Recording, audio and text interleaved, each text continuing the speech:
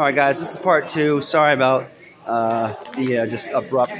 I turned my camera off by accident, so I'm gonna have to break this up into two parts. This will be second Mount Washington, part two. Back out into the cold, cruel world, in clouds, and rain, and all types of interesting weather. There's the summit, I believe, up there.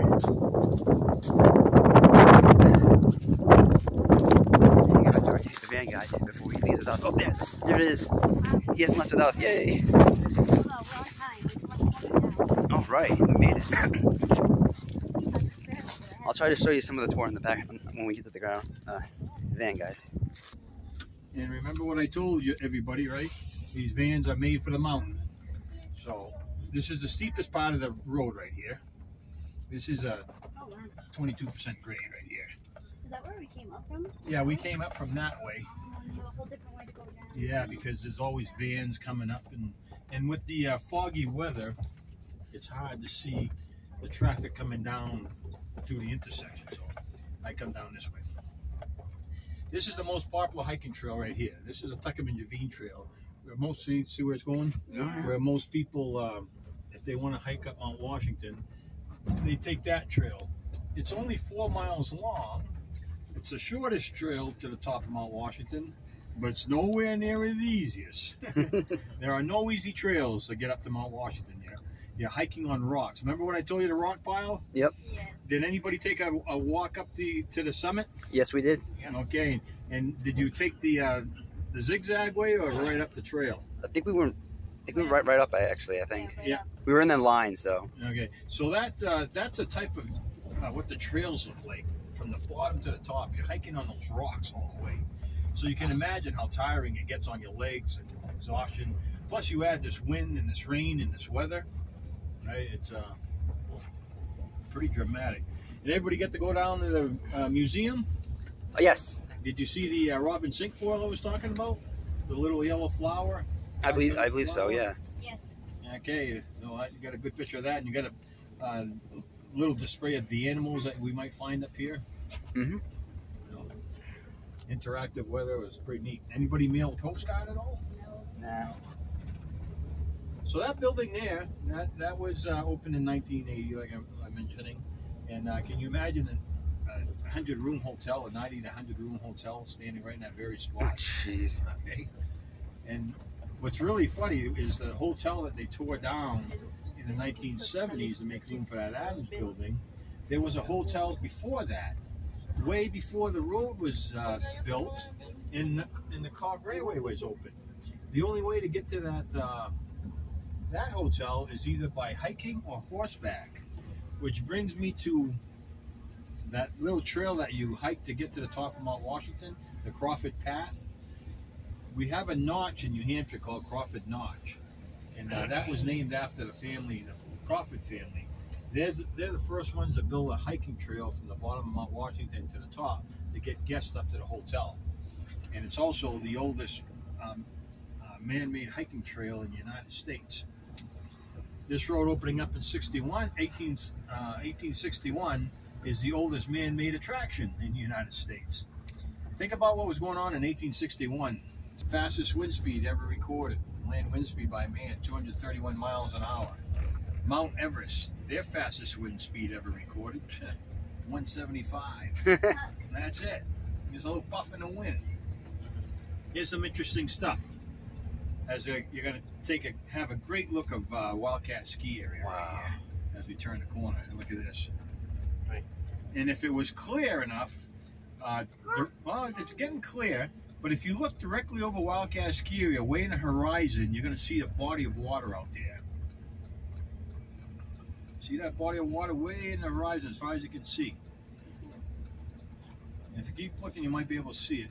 But anyways, that's Sebago Lake, Maine. One of the largest lakes in the state of Maine. Well, just beyond that, we're looking at the Atlantic Ocean right in front of us. Oh. 85 miles away would be the Atlantic Ocean. And on a clear day, you can see the ocean on a super clear day. Look at Wildcat Ski Area, isn't that beautiful? It is. And you can see some rain falling, a little rain cloud. Anybody familiar with Mount Jacora? No. One of the most photographed mountains in New Hampshire.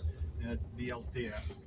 And the reason why is because on the other side of Mount Jacora is a Jacora Lake, and the mountain reflects itself right on the lake itself, right? So in the fall time, when it's all colors, it's quite a fantastic picture.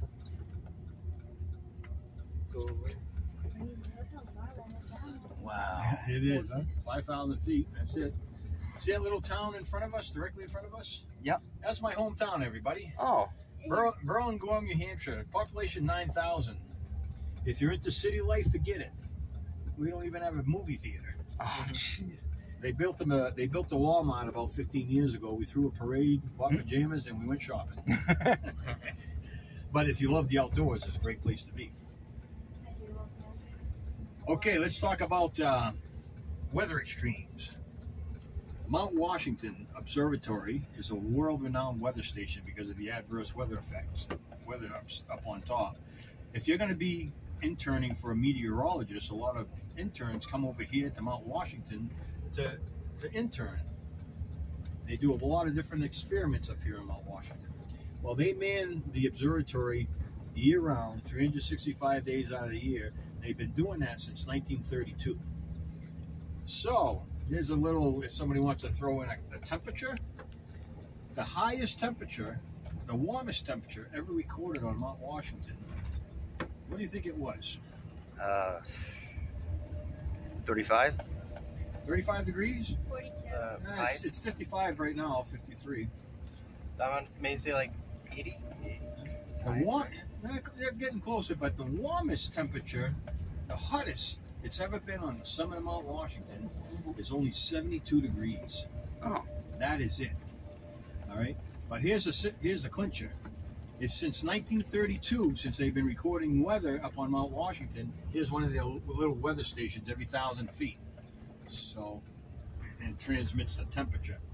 Since 1932, Mount Washington has seen 70-degree weather only 4 times. Really? That's it. 4 times.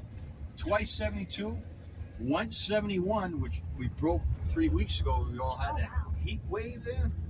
And then 1 time 70. Those are the only 4 times in the history of Mount Washington since it's been keeping records has Mount Washington broke 70 degrees. 60-degree weather. We only average 13 days a year at 60-degree weather. You know that little refrigerator magnet I got you? Yeah. That's where that picture's taken. This is where we go with those snow coaches, right to that point. That's as far as we can go safely because of the wind and the cold and snow drifts and everything else going on. Right, right. But if you ever want to experience what it's like to be above tree line in the middle of winter in the comfort of the van, that's an awesome thing to do right there. I think they have stay in snow coach packages. You can stay at the brand new hotel and they give you a ticket to come up to the snow coach. So it's pretty cool. Great Christmas gift for somebody. I give one to my mother and father all the time. They're in their 80s. They have everything, but they love coming up here in the spring. Okay. Everything else is in the temperature 20s, 30s, 40s, and that's summertime. Wintertime now, we have 68 days a year in the winter where it never gets above 0. Oh, really? On top of Mount Washington. So we're going to go to the other extreme. We're going to pick on Mount Everest a couple more times, and we're going to send the big boy home pouting. The coldest temperature ever recorded on Mount Washington without wind. What do you think? Is that maybe negative? I said Negative 30? 20. I hear negative 30. Yeah. Get close, make negative 20. How about minus 47 below 0? Oh. Minus 20, any exposed skin, it would freeze in 5 minutes. Imagine minus 47. Oh, God. Mount Everest, their coldest temperature on record, a balmy, minus 43. Ours is minus 47. Wow, yeah. Wind chill. Everybody know what wind chill is? Yes. Take the temperature of the air, add the wind. If you walked outside, that's what it would really feel like. This is the halfway point. Remember when I said David McCumber ran out of money? Right here. That was the halfway point. So that's wind chill. Last year, Mount Washington broke another world record, 6,288 feet. Another world record. We were the coldest place on Earth, everybody. We had a wind chill of minus 108 below zero. Good Lord. Can you imagine that? Your legs and arms would fall off, right? Yeah. 108 below zero. It was so cold that the atmosphere that we live in, the only one we need to know where the airplanes fly, where we live, was lower than the summit of Mount Washington. The summit of Mount Washington was in the next atmosphere. That's how cold our atmosphere was, because cold air sinks, right? Right. So, let's go pick on Mount Everest one more time and send them home.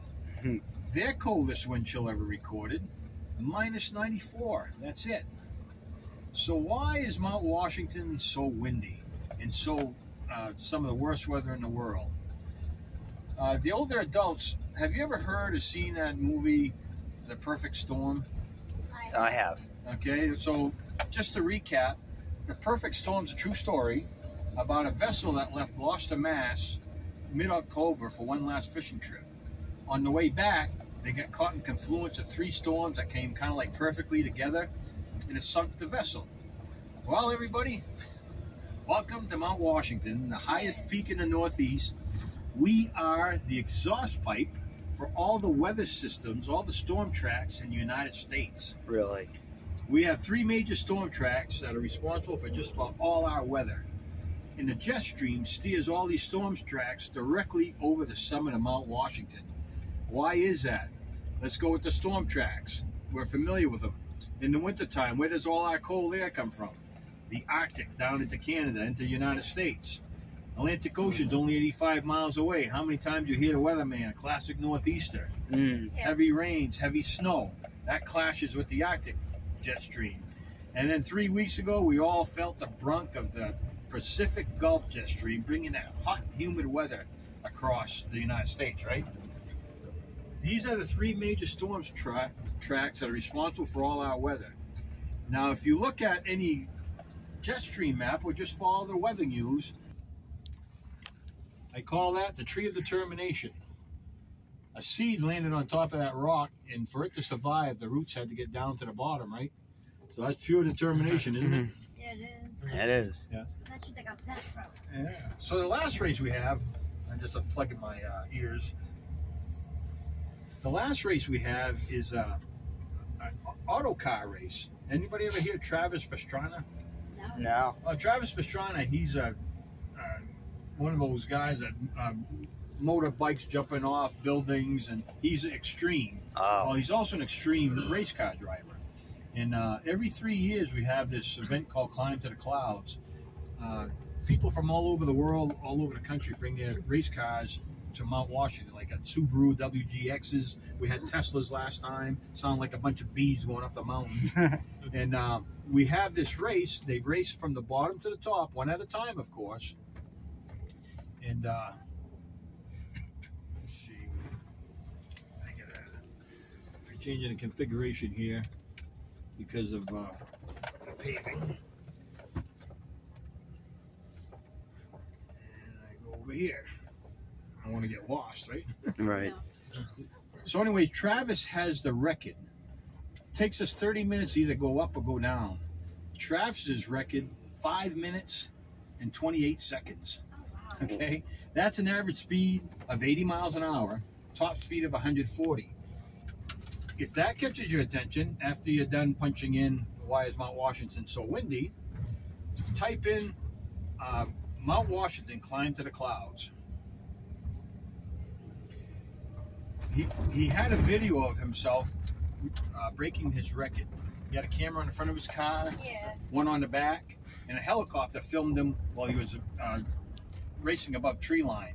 So it's like you sitting in the front seat and seeing what he was looking at when he was flying up the mountain at 80 miles an hour, top speed of 140.